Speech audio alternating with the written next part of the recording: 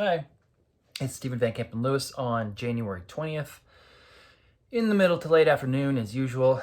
I'm going to do a little show and tell right now for my Rhyncholaelia glauca, actually, which, as you probably know, is the sort of less well-known cousin to Rhyncholaelia digbyana. Both have very similar growth habits and growth requirements. Basically, like a cattleya, but a little brighter. Everything else is fairly similar. But anyway, let me turn the camera around and show you the flowers. So here's a zoomed out version. Let me kind of crouch down here and give you a better view of these flowers.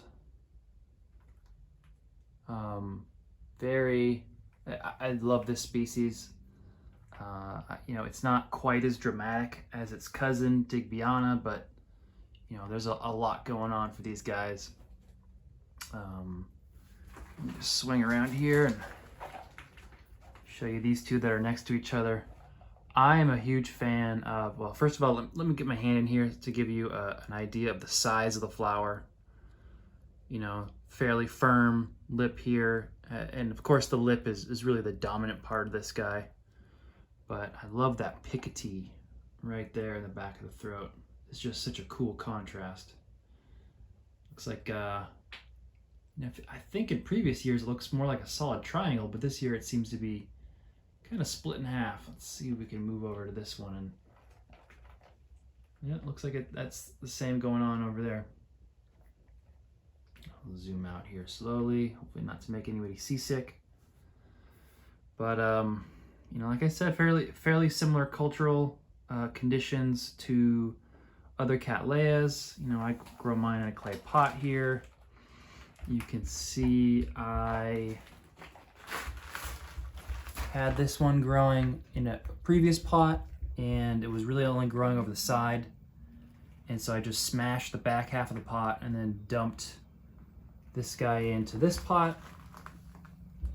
I think that may have been a year ago. So that's probably a year's worth of growth for this particular plant. So let me get my finger in here one more time. I want to show you that these guys are very well adapted to living in very bright conditions. You can see there's purple pigment on the new growths here, and if this was in its wild habitat, it would be growing very, very brightly, and there's a good chance that the whole new growth would be purple.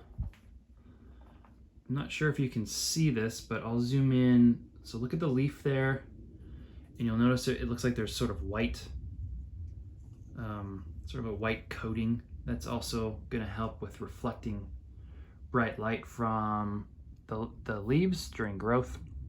And that's another indication that this is adapted to high light. And they are kind of succulent. They are relatively drought tolerant. You do want to have them dry off quickly. They do well in heat, but they've also taken my winter temperatures down into the 40s just fine. Those are accidental lows. I think as long as your daytime or your nighttime temperatures are not regularly dipping below 50, that should be fine. The occasional 40-degree night is all right as well. But yeah, nice roots on this one. And that's it. See you guys later.